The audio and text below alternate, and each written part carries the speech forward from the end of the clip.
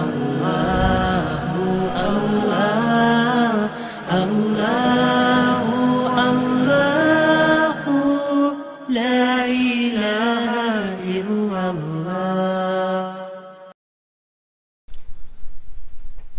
اللہ الرحمن الرحیم الحمد للہ نحمده ونستعینه ونستغفره ونؤمن به ونتوکل علیہ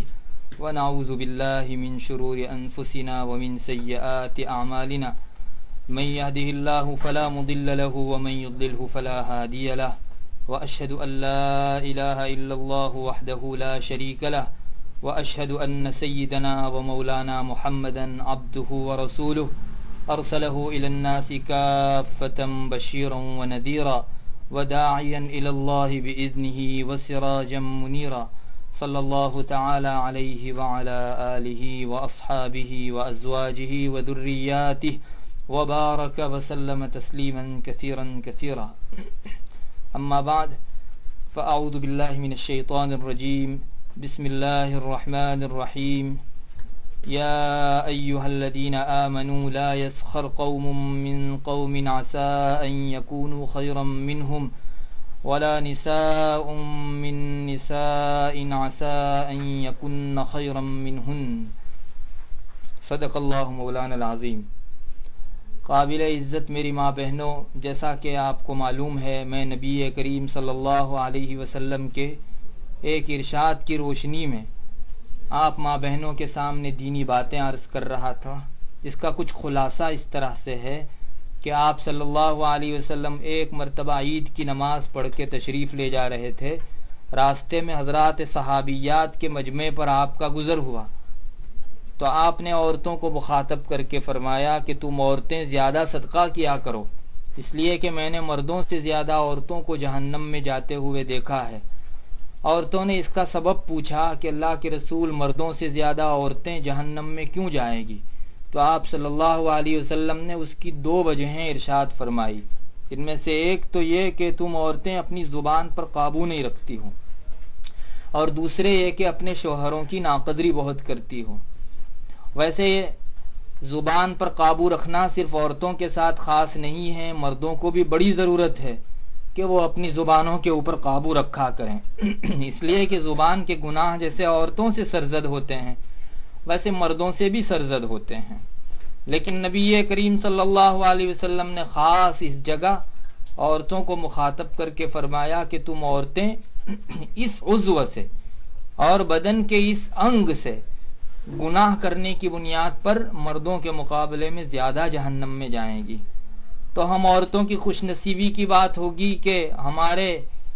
نقصان کا، ناکامیابی کا سبب اگر ہمیں معلوم ہو گیا تو ہمیں اس سلسلے میں قابو رکھنا چاہیے، اور جس عضو کو نبی کریم صلی اللہ علیہ وسلم نے ہمارے لیے زیادہ جہنم میں لے جانے کا ذریعہ بتایا، اس عضو پر ہمیں زیادہ محنت کرنی چاہیے۔ ہماری زبان کے اوپر اگر ہم لوگ قابو رکھنا سیکھیں گے تو انشاءاللہ نبی کریم صلی اللہ علیہ وسلم نے عورتوں کو زبان کے واسطے سے جہنم میں جانے سے بچانے کا جو سامان فرمایا تھا، اس سے ہم پوری طرح فائدہ مند ہو سکیں گے۔ کئی ایک گناہ زبان سے سرزد ہوتے ہیں، اور زبان ایک ایسی چیز ہے جو جتنی زیادہ استعمال ہوتی ہے اتنی اس کی صلاحیت میں زیادہ نکھار آتا ہے۔ بدن کے دوسرے اعضاء کا حال یہ ہے کہ ہاتھ سے آپ زیادہ کام کریں گے تو ہاتھ تھک جائے گا، پاؤں سے زیادہ چلیں گے تو پاؤں تھک جائیں گے، لیکن زبان ایک ایسا عضو ہے کہ آپ اس کو زیادہ استعمال کریں گے تو اس میں اور نکھار ہی آئے گا، آدمی کو مزید بات کرنے کا حوصلہ اور جذبہ ہی پیدا ہوگا۔ زبان زیادہ بولنے سے تھکتی نہیں ہے، جیسے دوسرے اعضاء تھک جایا کرتے ہیں۔ آپ کے کان ایک چیز کو بار بار سنتے رہیں تو ہم لوگ زبان سے بولتے بھی ہیں کہ کان پک گئے، یعنی اب نہیں سنا جاتا۔ زبان، آنکھ سے انسان ایک مرتبہ کسی چیز کو ٹکٹکی لگا کر دیکھتا رہے تو انسان کی آنکھ مسلسل دیکھنے کی وجہ سے تھک جاتی ہے، لیکن زبان ایک ایسا عضو ہے جو زیادہ بولنے کی بنیاد پر بھی اس میں تھکن محسوس نہیں ہوتی۔ اب زبان جب زیادہ چلتی ہے تو ظاہر ہے کہ اچھی چیزوں کے مقابلے میں بری چیزیں زیادہ بولے گی، اس لیے کہ زبان کے جیسے فوائد ہیں ویسے نقصانات بھی ہیں، لہذا اس زبان کو قابو میں رکھنے کی بڑی ضرورت ہے۔ ہمارے علماء نے اور صوفیاء کرام نے، اولیاء اعظام نے زبان کو قابو میں رکھنے کا ایک بہت بہترین فلسفہ ذکر فرمایا ہے۔ جو آدمی اس کو اپنے عمل میں لاتا ہے وہ زبان کی کاٹ کوٹ سے محفوظ ہو جاتا ہے، اور وہ یہ ہے کہ ہر آدمی بولنے سے پہلے سوچ لیا کرے۔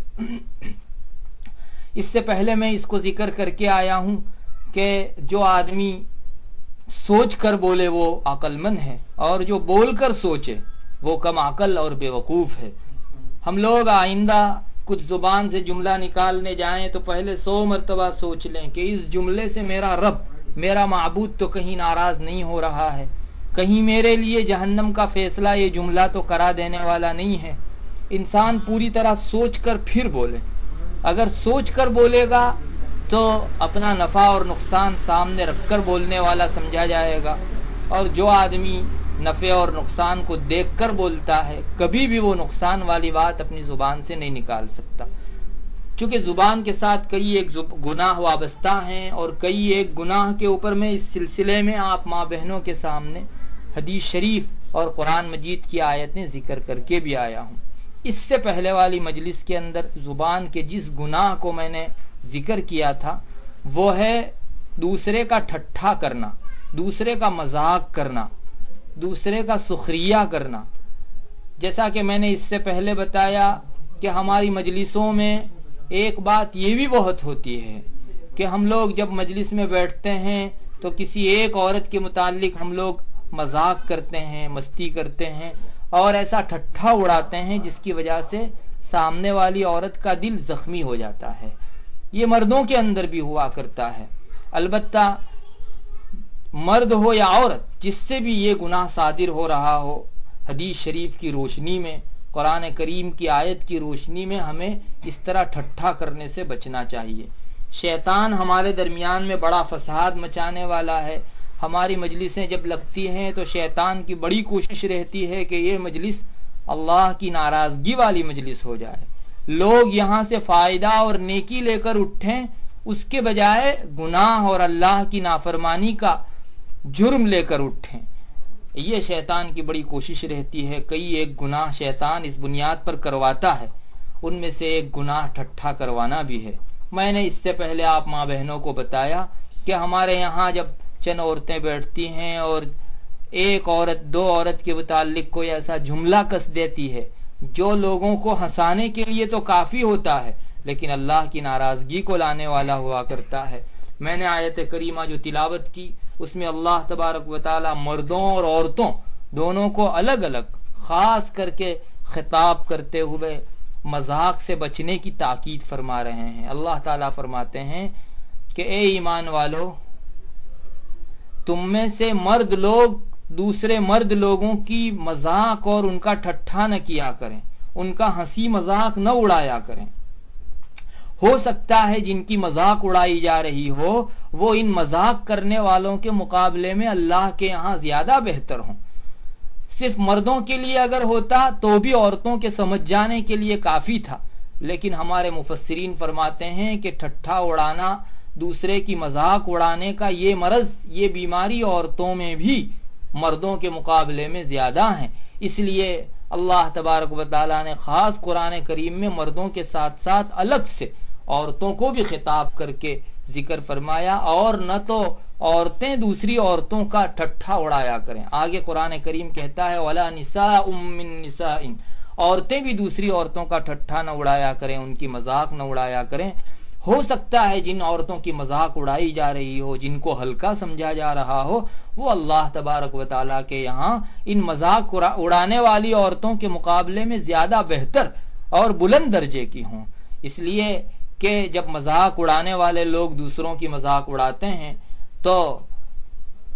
مذاق اڑانے والوں کے دل میں اپنا بڑاپن آ ہی جاتا ہے، اپنا تکبر آ ہی جاتا ہے، چونکہ سامنے والے کی مذاق اڑائی جا رہی ہے اور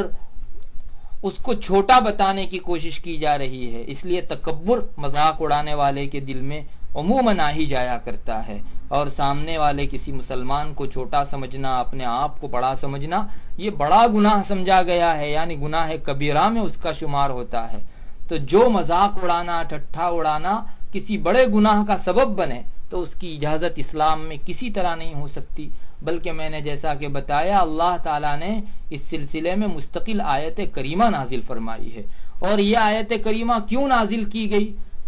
اس کے بہت سے شان نزول بھی مفسرین نے لکھے ہیں کہ فلاں واقعہ پیش آیا تھا، فلاں جماعت نے دوسری جماعت کا ٹھٹھا اڑایا تھا، اس لیے اللہ تعالیٰ نے خاص یہ آیت کریمہ نازل کی۔ بعض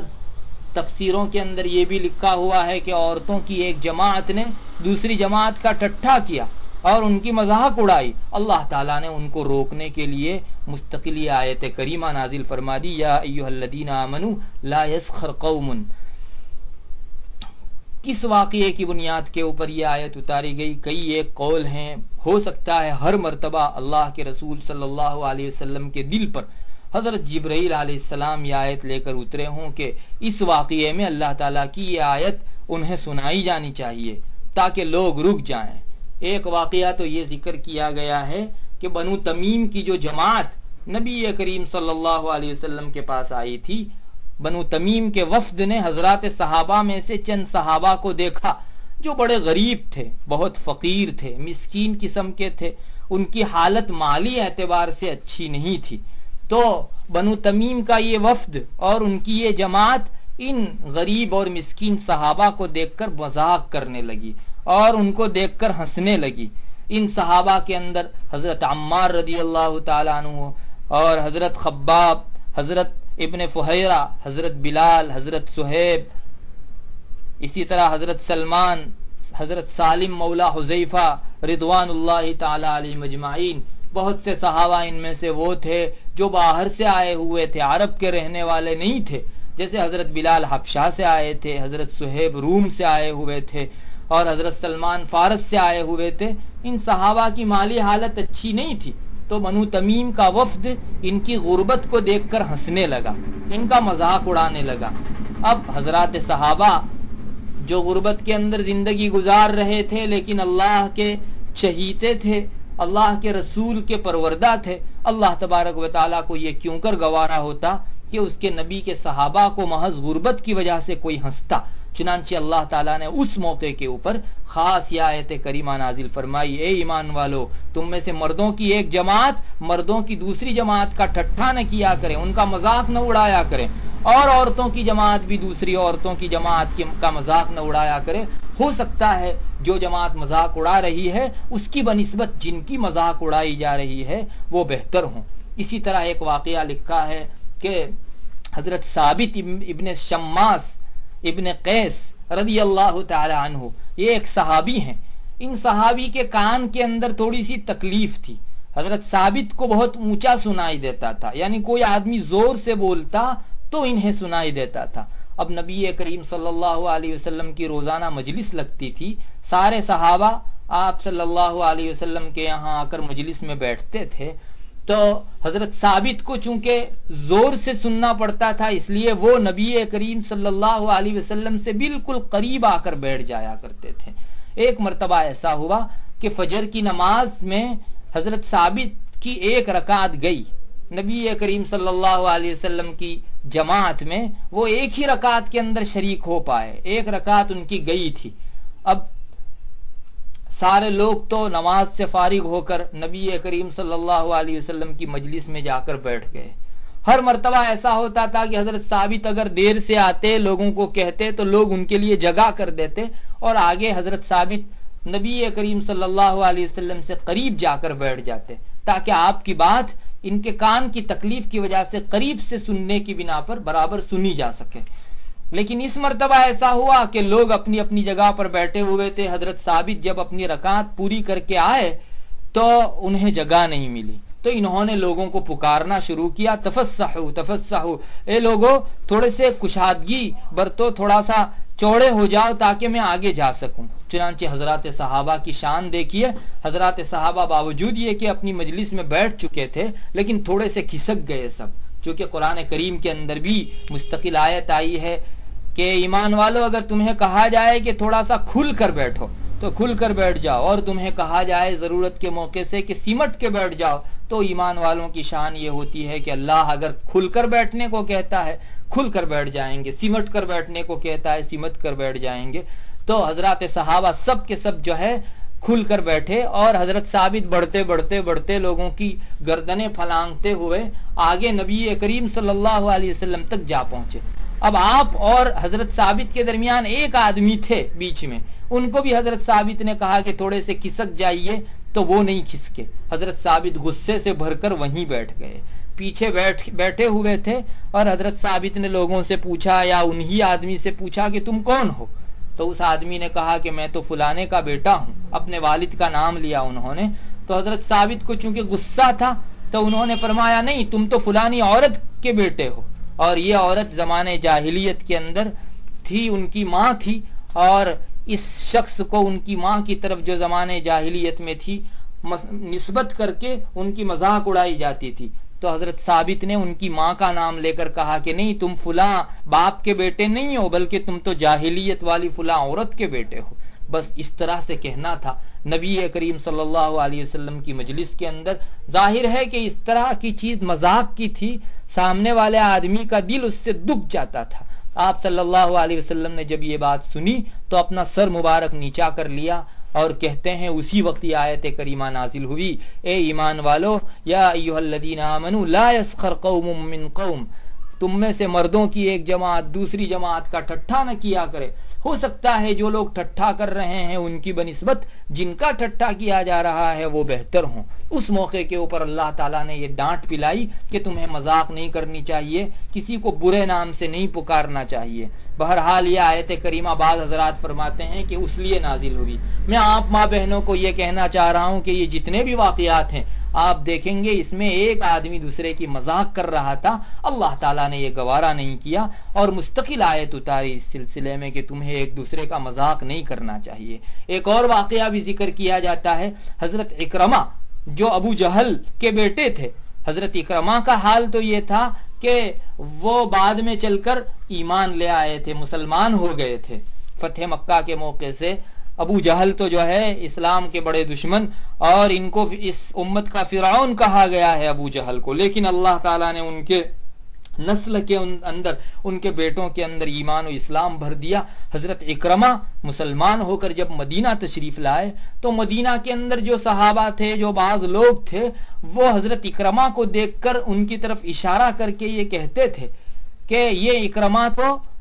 اس امت کے فرعون کا بیٹا ہے، چونکہ ابو جہل کو اس امت کا فرعون کہا گیا ہے اور حضرت اکرمہ ان کے بیٹے تھے۔ تو حضرات صحابہ حضرت اکرمہ کے اسلام لانے کے بعد ان کو اس نام سے پکارا کرتے تھے۔ ظاہر ہے کہ یہ بھی ایک قسم کا ٹھٹھا طعنہ کرنا، میڑا توڑا مارنا تھا، یہ چیز انہیں اچھی نہیں لگتی تھی۔ انہوں نے جا کر، حضرت اکرمہ نے جا کر نبی کریم صلی اللہ علیہ وسلم سے شکایت کی، تو اللہ تعالیٰ نے اس موقع کے اوپر قرآن کریم کی آیت نازل فرمائی، یا ایھا الذین آمنوا لا یسخر قوم، اے ایمان والو تم میں سے کوئی جماعت کسی دوسری جماعت کا ٹھٹھا نہ کیا کرے، مذاق نہ اڑایا کرے۔ یہ تو مردوں کی جماعت نے مردوں کے ٹھٹھے اڑائے تھے، ان کی مذاق اڑائی تھی۔ بہت سے مفسرین کہتے ہیں کہ ان مواقع کے اوپر یہ آیت کریمہ نازل ہوئی۔ بہت سے مفسرین نے عورتوں کی مذاق اڑانے کے واقعات بھی ذکر کیے ہیں کہ عورتوں نے بھی دوسری جماعت کے ٹھٹھے اڑائے، مذاق اڑائی، اللہ تعالیٰ ان پر ناراض ہوا اور یہ آیت کریمہ جو ہے نازل کی گئی۔ چنانچہ روایتوں میں آتا ہے حضرت عائشہ رضی اللہ تعالی عنہا اور حضرت حفصہ رضی اللہ تعالی عنہ، حضرت عائشہ رضی اللہ تعالی عنہ یہ حضرت ابوبکر صدیق رضی اللہ تعالی عنہ کی صاحبزادی، اور حضرت حفصہ رضی اللہ تعالی عنہ حضرت عمر رضی اللہ تعالی عنہ کی صاحبزادی، یہ دونوں نبی کریم صلی اللہ علیہ وسلم کی زوجہ مطہرہ بھی تھی۔ یہ دونوں ایک مرتبہ بیٹھی ہوئی تھی اور ان کے سامنے سے حضرت ام سلمہ گزری۔ حضرت ام سلمہ نے اپنی کمر کے اوپر ایک پٹکا اور ایک پٹے جیسی چیز سفید کپڑے کی باندھ رکھی تھی، اور اس کا ایک کنارہ انہوں نے پیچھے لٹکا رکھا تھا۔ اب وہ جا رہی تھی، حضرت حفصہ اور حضرت عائشہ وہیں بیٹھی ہوئی تھی، تو حضرت عائشہ نے حضرت حفصہ کو ام سلمہ کی یہ حالت کہ ان کا پٹا لٹکا ہوا تھا پیچھے کی طرف دیکھ کر یہ کہا کہ دیکھو سلمہ کا پٹا تو ایسے لٹک رہا ہے جیسے کتے کی زبان لٹکتی ہے۔ بس یہ بات کہنی تھی کہ نبی کریم صلی اللہ علیہ وسلم پر اللہ تعالیٰ نے فوراً وحی بھیجی اور یہ آیت کریمہ نازل فرمائی، اے ایمان والو، تم میں سے مردوں کی ایک جماعت دوسری جماعت کا ٹٹھا نہ کرے، ہو سکتا ہے مذاق اڑانے والوں کے مقابلے میں جن کی مذاق اڑائی جا رہی ہے وہ بہتر ہوں، اور نہ تو عورتوں کا کوئی مجمع، عورتوں کی کوئی جماعت دوسری عورتوں کی مذاق اڑایا کرے، اس لیے کہ ہو سکتا ہے جن کی مذاق اڑائی جا رہی ہو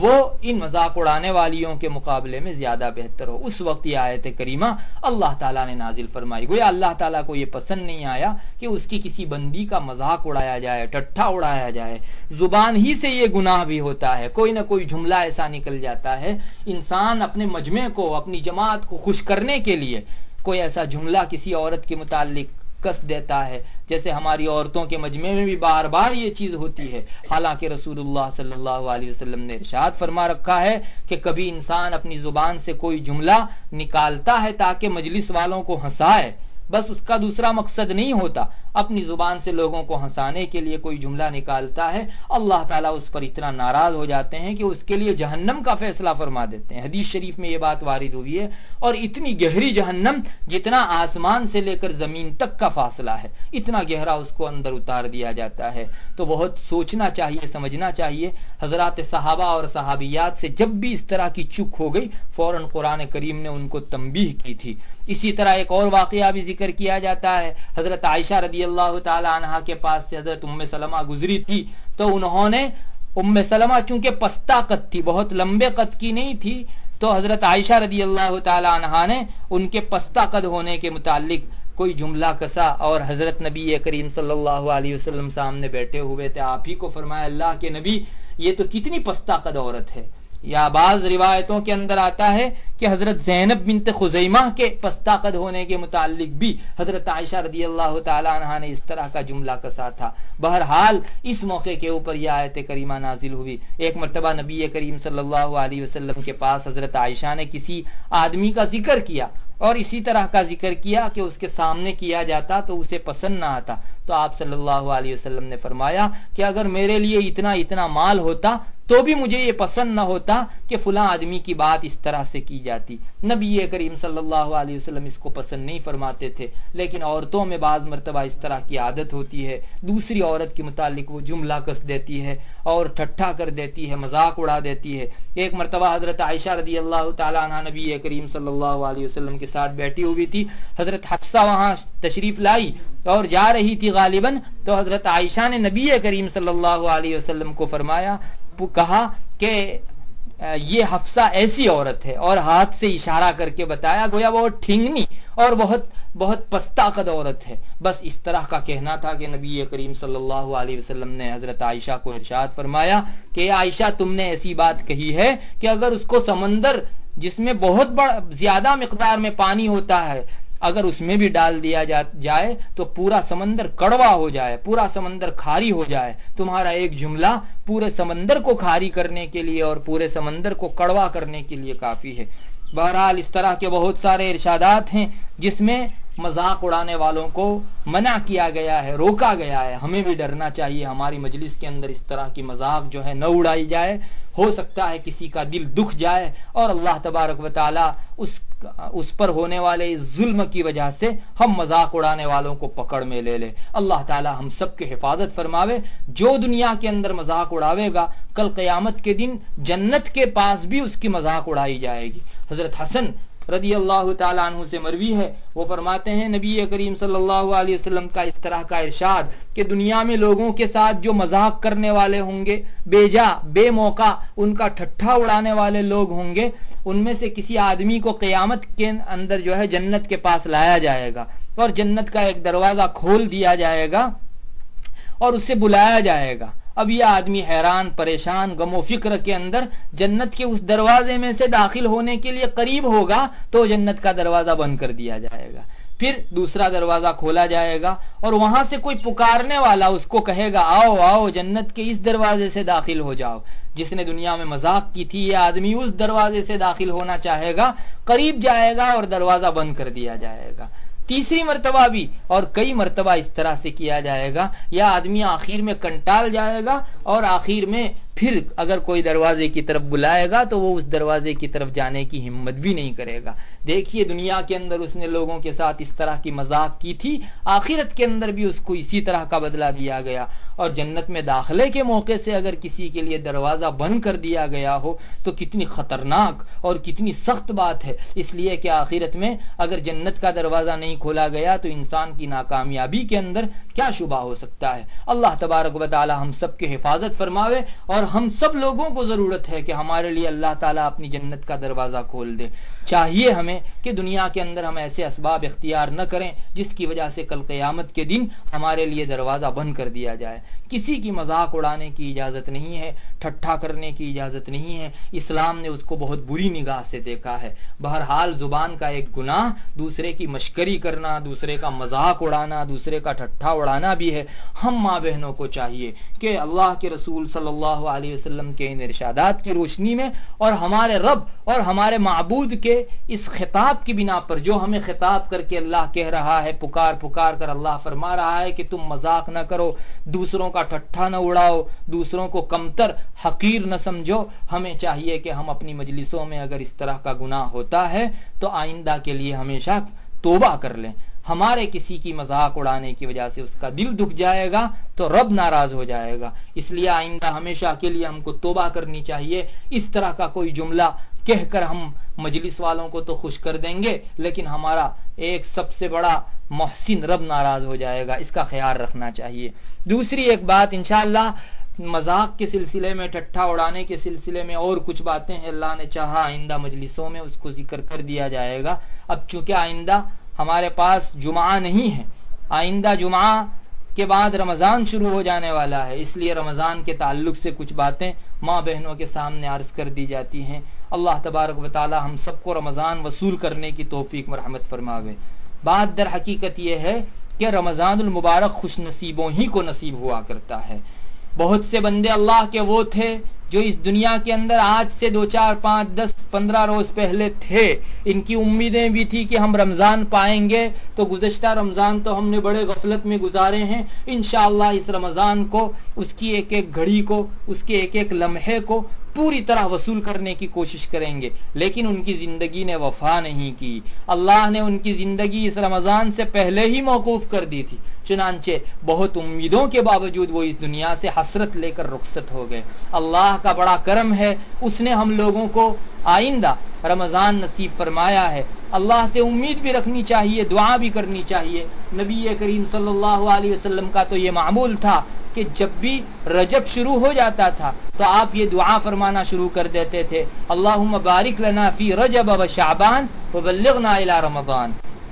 اے اللہ تو ہمارے لیے ہمارے آئندہ آنے والے رجب کے مہینے میں اور شعبان کے مہینے میں برکت عطا فرما، اور ہم کو کسی طرح رمضان تک پہنچا دے۔ ہم لوگوں کو بھی اللہ سے دعا کرنی چاہیے، اللہ یہ بابرکت گھڑیاں ہمیں تو نصیب فرما۔ واقعتاً جس کو رمضان نصیب ہو گیا اس آدمی کو اپنی زندگی میں مغفرت کرانے کا ایک بہت بڑا ذریعہ ہاتھ لگ گیا۔ اب انسان کی خوش بختی اور خوش قسمتی کی بات ہوگی کہ وہ رمضان پا کر اپنی مغفرت اللہ تعالیٰ سے کرا لے، اور اگر رمضان جیسا مہینہ آنے کے باوجود ہم نے اپنی غفلت نہ چھوڑی اور اللہ تبارک و تعالیٰ کی نافرمانیوں ہی کے اندر رمضان میں بھی ملوث رہے تو نبی کریم صلی اللہ علیہ وسلم کی آمین اور حضرت جبرائیل علیہ السلام کی بد دعا کے ہم مستحق ہو جائیں گے۔ حضرت جبرائیل نے بد دعا دی تھی کہ وہ آدمی ہلاک ہو، برباد ہو جس آدمی نے رمضان کو پایا اور اس کے باوجود اس کی مغفرت نہیں ہوئی۔ رسول اللہ صلی اللہ علیہ وسلم نے اس پر آمین کہا۔ تو ہمارے لیے بڑی سعادت کی، خوش بختی کی بات ہے کہ اللہ ایک بڑا عظیم مہینہ، مقدس مہینہ، مغفرت والا مہینہ ہم کو دے رہا ہے۔ ہم میں سے ہر ماں بہن میں سے ہر ایک کی اور مردوں میں سے ہر ایک کی یہ قدردانی ہونی چاہیے کہ وہ رمضان کی ایک ایک گھڑی کو وصول کرے۔ ہمارے بزرگوں نے اس کے وصول کرنے کے طریقے بھی لکھے ہیں، خود نبی کریم صلی اللہ علیہ وسلم نے رمضان کے اندر جو ہے عبادتوں کے طریقے ہم کو سکھلائے ہیں۔ علماء نے لکھا ہے جیسے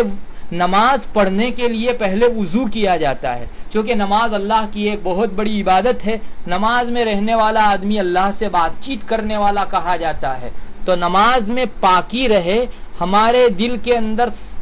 پاکی صفائی رہے تاکہ ہم اللہ سے بات کر سکیں، اس کے لیے نماز سے پہلے وضو کرایا جاتا ہے۔ ہمارے علماء لکھتے ہیں کہ رمضان سے پہلے شوال کے مہینے میں انسان کو روزہ رکھنا چاہیے۔ خود نبی کریم صلی اللہ علیہ وسلم کا یہ حال تھا کہ آپ شوال کے اندر بہت زیادہ روزہ رکھا کرتے تھے تاکہ ہمارا دل گناہوں سے پاک صاف ہو کر اس کے لیے تیار ہو جائے کہ رمضان کی برکتیں ہمارے دلوں کے اوپر اتر سکے۔ البتہ شوال کے آخری 2-3 دن میں روزہ رکھنا منع ہے، ہاں اس سے پہلے روزہ رکھا جا سکتا ہے۔ تو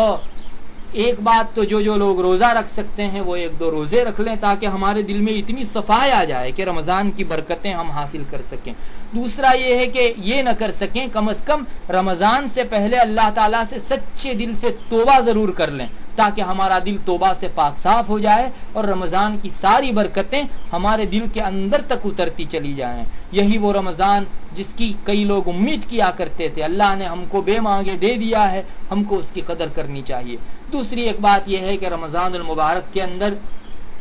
ہمیں ایک گھڑی بہت اچھی طرح وصول کرنی چاہیے۔ عورتوں میں بھی بالخصوص، جیسے مردوں کے اندر بھی یہ بیماری پائی جاتی ہے کہ رمضان کی گھڑیوں کو ہم یوں ہی باتوں کے اندر اور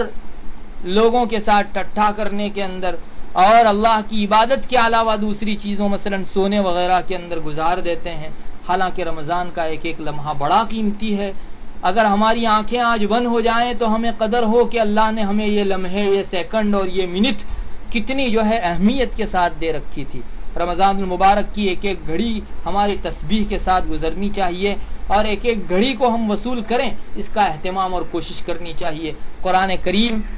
کو رمضان کے ساتھ بڑی نسبت حاصل ہے، اس لیے ماں بہنوں سے میں یہ اپیل کروں گا کہ جتنا زیادہ آپ قرآن پڑھ سکیں رمضان المبارک کے اندر اپنے کام سے فارغ ہو کر فوراً قرآن کریم پڑھنے کے لیے بیٹھ جائیں۔ حدیث شریف میں آتا ہے کہ کل قیامت کے دن اللہ تعالیٰ کے پاس روزہ کھڑا ہو کر کہے گا کہ اللہ دن بھر میں نے اس کو کھانے پینے سے روکے رکھا، تو میری سفارش اس کے حق میں قبول فرما۔ جب روزہ سفارش کرے گا اللہ تعالیٰ اس کی سفارش کو کیوں قبول نہیں فرمائیں گے؟ اور قرآن آئے گا اور وہ اللہ تعالیٰ کے پاس کھڑا ہو کر کہے گا اللہ یہ بندہ رات کو تراویح کے اندر قرآن پڑھتا تھا اور یوں بھی قرآن پڑھا کرتا تھا، اس لیے میری سفارش اس کے حق میں قبول فرما۔ قرآن مجید کی سفارش کو بھی قبول کر لیا جائے گا۔ اس لیے قرآن ایک بہت بڑا ذریعہ ہے اللہ تبارک و تعالیٰ کے یہاں کامیاب ہونے کا۔ تو آپ جتنا زیادہ قرآن پڑھ سکو اتنا زیادہ پڑھنے کا اہتمام کرو۔ قرآن کریم پڑھنے سے دلوں کا میل اور دلوں کا کاٹ دور ہوا کرتا ہے، دلوں کا کالا پن ختم ہو جایا کرتا ہے۔ اس لیے ماں بہنوں سے ایک اپیل یہ کروں گا کہ جب تک آپ کام میں لگی رہو تب تک اپنی زبان سے تسبیح وغیرہ پڑھتی رہو۔ کون سی تسبیح رمضان میں زیادہ پڑھی جانی چاہیے؟ حدیث شریف میں 4 کام بتائے گئے ہیں، جو 4 تسبیحات اور جو 4 چیزیں اگر رمضان کے اندر اہتمام سے انسان کرتا رہے اللہ تعالیٰ کی برکتوں سے وہ بہت زیادہ محظوظ ہوگا۔ ان میں سے ایک چیز تو یہ ہے کہ لا الہ الا اللہ کا زیادہ سے زیادہ ورد رکھیں، دوسرے نمبر پر استغفار زیادہ کیا کریں، تیسرے نمبر پر اللہ تعالیٰ سے جنت طلب کیا کریں اور چوتھے نمبر پر جہنم سے پناہ مانگا کریں۔ کتنی پاکیزہ چیزیں ہیں چاروں۔ بعض واقعات میں یہ چیز ملتی ہے، ہمارے بزرگوں نے لکھا ہے کہ جو آدمی 70,000 مرتبہ لا الہ الا اللہ پڑھے گا اللہ تعالیٰ اس کو جہنم سے بری فرما دیں گے۔ اور واقعات میں بھی یہ چیز ملتی ہے کہ بعض لوگوں نے اس طرح کے کلمے پڑھے اور اپنے مرحومین کو بخش دیے، تو جو مرحومین آج سے پہلے عذاب میں دیکھے گئے تھے آج کے بعد اس کلمے کی برکت سے 70,000 مرتبہ لا الہ الا اللہ پڑھنے کی وجہ سے انہیں جہنم سے نکال کر جنت میں بھیج دیا گیا۔ فضائل اعمال میں بھی یہ واقعہ موجود ہے اور دوسری کئی کتابوں کے اندر بھی موجود ہے۔ تو ہم لوگ اس کا اہتمام کریں، لا الہ الا اللہ زیادہ سے زیادہ پڑھا کریں، 70,000 مرتبہ اپنے لیے کریں اور دوسرے 70,000 مرتبہ اپنی ماں اور والد اور دوسرے رشتہ دار جو وفات پا چکے ہیں یا زندہ ہیں ان کو بھی بخش دیا کریں، ان کے حق میں بھی جہنم سے برات ہو جائے گی۔ کیا مشکل ہے دنیا کے اندر اتنے سال کی زندگی میں 70,000 مرتبہ کلمہ لا الہ الا اللہ محمد الرسول اللہ پڑھ کے اپنی آخرت کو سنوار لینا اور جہنم سے اپنے آپ کے واسطے خلاصی کا سامان پیدا کر لینا۔ دوسرے نمبر پر استغفار ہے۔ استغفار بھی بہت بڑی دولت ہے۔ انسان کون سا ہے جو گناہ نہیں کرتا؟ حدیث شریف میں آتا ہے جو انسان یہ چاہے کہ کل قیامت کے دن اپنا اعمال نامہ دیکھ کر خوش ہو، اس کو چاہیے کہ زیادہ سے زیادہ مرتبہ استغفار کیا کرے، تاکہ استغفار اپنے اعمال نامے میں کل قیامت کے دن دیکھے گا، اللہ تبارک و تعالیٰ کے یہاں اس کو خوشی ہوگی کہ چلو میں نے گناہ کیے، بشری تقاضے سے مجھ سے گناہ ہو گئے، لیکن ان استغفار نے سارے گناہوں کو ختم کر دیا تھا۔ اس لیے استغفار بھی زیادہ سے زیادہ کرتے رہنا چاہیے، اپنی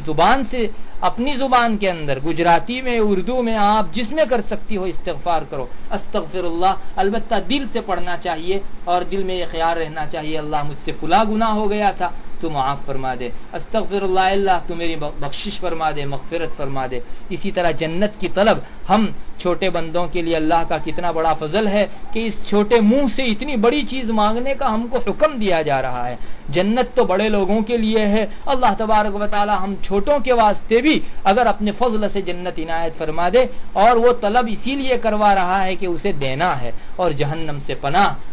ظاہر ہے کہ ہم میں سے کون آدمی گنہگار نہیں، ہر ایک آدمی کو قاعدے کی بات تو یہ ہے کہ اس کو گناہ کا بدلہ دیا جائے گا اور تب جا کے جنت میں بھیجا جانا چاہیے، لیکن ان گناہوں کا بدلہ پانے سے پہلے دنیا ہی میں اگر ہم استغفار کر کے گناہوں کو ختم کر چکے ہوں تو یہ ہماری بڑی سعادت مندی کی بات ہوگی۔ اس لیے جہنم سے پناہ بھی مانگتے رہنا چاہیے، زبان سے، اپنی زبان کے اندر کہیں اے اللہ تو جہنم سے ہمیں خلاصی نصیب فرما، ہمیں جنت الفردوس نصیب فرما، یہ دعا اٹھتے بیٹھتے کرتے رہنا چاہیے، پکاتے پکاتے بھی اور اپنے گھر کے کام کرتے ہوئے بھی۔ یہ چار چیزیں کیا مشکل ہیں، البتہ ہمارے دل کو حاضر رکھنا چاہیے، ہمارے دل میں ہر وقت اللہ کی یاد رہنی چاہیے، اور ایک مرتبہ دن میں کم از کم صلاۃ التسبیح پڑھ لیا کریں۔ اس کے طریقے بھی لکھے ہوئے ہیں۔ صلاۃ التسبیح کا فائدہ یہ ہے، حضرت نبی کریم صلی اللہ علیہ وسلم نے اپنے چچا حضرت عباس رضی اللہ تعالی عنہ کو یہ نماز سکھلائی تھی، اور صلاۃ التسبیح پڑھنے کی وجہ سے اس کے سارے انسان کے گناہ معاف ہو جاتے ہیں، اگلے پچھلے تمام گناہ اللہ تبارک و تعالی اس کی وجہ سے معاف کر دیتے ہیں۔ تو اپنی مغفرت کے لیے کم از کم ایک مرتبہ ہر دن رمضان کے اندر تو صلاۃ التسبیح پڑھنی چاہیے۔ اللہ کے بہت سے بندے اس وقت دنیا میں ایسے بھی جی رہے ہیں جو پوری زندگی کے ہر دن میں صلاۃ التسبیح پڑھتے ہیں، اور رمضان کیا غیر رمضان کے اندر بھی کبھی ان کی صلاۃ التسبیح نہیں چھوٹتی۔ اسی طرح اگر رمضان میں ہم لوگ صلاۃ التسبیح کی عادت ڈالیں گے، قرآن کریم کی تلاوت کی عادت ڈالیں گے، رمضان کے بعد ہمارے لیے قرآن کریم پڑھنا آسان ہو جائے گا۔ اور اس رمضان میں میں اپنی تمام ماں بہنوں سے یہ درخواست کروں گا کہ اللہ کے ساتھ یہ وعدہ کر لیں کہ ہم کو کم از کم آدھا پارہ روزانہ ضرور پڑھنا ہے۔ اگر ہم روزانہ پورے سال آدھا پارہ پڑھتے رہیں گے تو اللہ تعالی ہمارے دلوں کی صفائی فرماتا رہے گا، اور برائیوں کو چھوڑنا، نیکیوں کو کرنا ہمارے لیے بڑا آسان ہو جائے گا۔ اسی طرح رمضان کے اندر بہت سے لوگوں کا رواج ہے اور ان کا معمول ہے کہ وہ زکوٰۃ نکالتے ہیں، بہت اچھی چیز ہے۔ رمضان میں جن جن لوگوں کا سال پورا ہو رہا ہو وہ اگر 1 روپیہ زکوٰۃ نکالیں گے تو ان کو جو ہے 70 روپیہ نکالنے کا ثواب ملے گا۔ اللہ تبارک و تعالیٰ سے دعا بھی کرنا چاہیے اور مانگنی بھی چاہیے توفیق کہ اللہ تیری توفیق کے بغیر کچھ نہیں ہوتا، تو ہم کو رمضان بہتر سے بہتر وصول کرنے کی توفیق مرحمت فرما۔ اللہ تبارک و تعالیٰ ہم سب کو کہنے سننے سے زیادہ عمل کی توفیق مرحمت فرماوے۔ وآخر دعوانا الحمدللہ رب العالمین۔ دعا کر لیجئے۔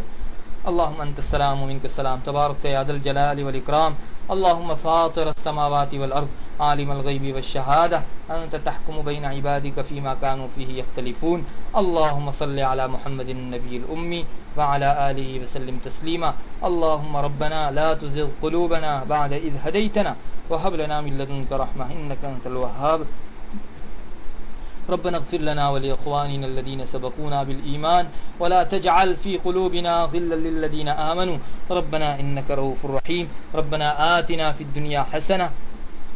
وفي الآخرة حسنة وقنا عذاب النار اللهم متعنا بأسماعنا وأبصارنا وقوتنا ما أحييتنا واجعله الوارث منا اللهم بارك لنا في رجب وشعبان وبلغنا رمضان اللهم أرنا الحق حقا وارزقنا اتباعه وأرنا الباطل باطلا وارزقنا اجتنابه اللهم وفقنا لما تحب وترضى واجعل آخرتنا خيرا من الأولى اللهم احسن عاقبتنا في الأمور كلها وأجرنا من خزي الدنيا وعذاب الآخرة اللهم اهدنا لأحسن الأخلاق لا يهدي لأحسنها إلا أنت واصرف عنا سيئها لا يصرف عنا سيئها إلا أنت اے اللہ ہمارے گناہوں کو معاف فرما، چھوٹے بڑے ہر قسم کے گناہوں کو معاف فرما۔ اے اللہ تو نے اپنا فضل فرمایا، رمضان المبارک کا اتنا مقدس مہینہ ہمیں عطا فرما رہا ہے کہ اللہ تو ہم کو وہاں تک پہنچا دے اور رمضان کی ایک ایک گھڑی کو وصول کرنے کی توفیق مرحمت فرما۔ آج تک کے رمضان ہماری غفلتوں کا شکار ہو گئے ہیں، اے اللہ ہم کام کاج میں اتنے پڑے رہے، اے اللہ ہم نے رمضان کو حقیقی طرح وصول نہیں کیا۔ آئندہ رمضانوں کے متعلق تو یہ فیصلہ فرما دے کہ اس کی ایک ایک گھڑی کو ہم وصول کرنے والے بن جائیں۔ اے اللہ اس وقت دنیا میں تیرے نیک بندے ایسے موجود ہیں جو رمضان کو کما حقہ وصول کرتے ہیں، اس کی ایک ایک گھڑی کو جیسی وصول کرنی چاہیے اس طرح سے وصول کرتے ہیں۔ اے اللہ ہمارا نام بھی ان خوش قسمتوں کے اندر لکھ لے، ہماری غفلتوں کا رمضان کو شکار ہونے سے بچا لے۔ اے اللہ اگر یہ ذریعہ مغفرت کا ہم نے گنوا دیا تو اور کون سا ذریعہ ہوگا جس سے ہم اپنی مغفرت کروا سکیں گے؟ تیرا فضل ہے، تو نے بلا کسی استحقاق اور حق کے ہم کو یہ بڑا مہینہ عطا فرمایا ہے۔ اللہ اس کی قدردانی کی بھی توفیق مرحمت فرما، ناشکری کی کرنے سے ہماری پورے حفاظت فرما، اس کی ایک گھڑی کو بھی ضائع کرنے سے ہماری حفاظت فرما، غفلت میں گزارنے سے ہماری حفاظت فرما۔ اے اللہ نیکیوں کا کرنا آسان فرما، اے اللہ برائیوں سے روکنا آسان فرما۔ اے اللہ ہمیں یہ خبر پہنچی ہے کہ جس طرح رمضان میں نیکیوں کی قدر بڑھا دی جاتی ہے، ایک گناہ کرنے کا عقاب بھی بڑھا دیا جاتا ہے۔ اے اللہ ہم لوگوں کو گناہوں سے رمضان کے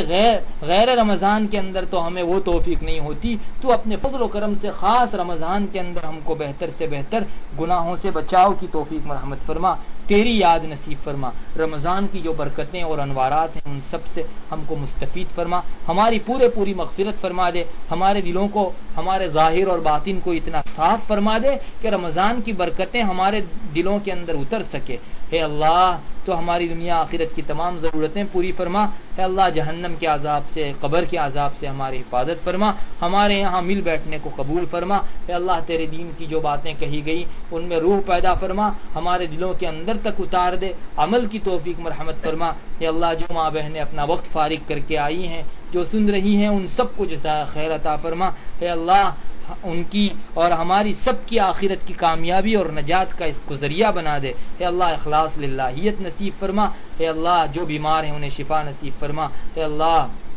جو جس ضرورت کا ضرورت مند ہے اس کی ضرورت کو پورا فرما۔ مسلمان دنیا کے کسی کونے کے اندر ہو، جس پریشانی میں مبتلا ہو، اللہ اس کی اس پریشانی کو دور فرما دے، ہمیں تیری طرف توجہ نصیب فرما۔ اے اللہ گناہوں کی تھوڑی دیر کی لذت پا کر ہم اپنی بہت بڑی آخرت کو گنوا رہے ہیں، کہ اللہ ہمارے اس مہنگے سودے کو اے اللہ تو معاف فرما، آئندہ ہمیں عقل نصیب فرما۔ اے اللہ ہماری بے وقوفی اور نادانی کے اوپر رحم فرما۔ اے اللہ دنیا کے اندر مختصر سی زندگی تیری رضامندی کے واسطے گزارنے کی توفیق مرحمت فرما دے، تاکہ آخرت کی ہمیشہ کی زندگی میں ہم کامیاب رہ سکیں۔ اے اللہ جہنم کے اور قبر کے اور ہر طرح کے عذاب سے ہماری حفاظت فرما، اپنی رضامندی نصیب فرما، اپنے غصے سے غضب سے ہماری حفاظت فرما۔ اے اللہ جن لوگوں نے بیانات کے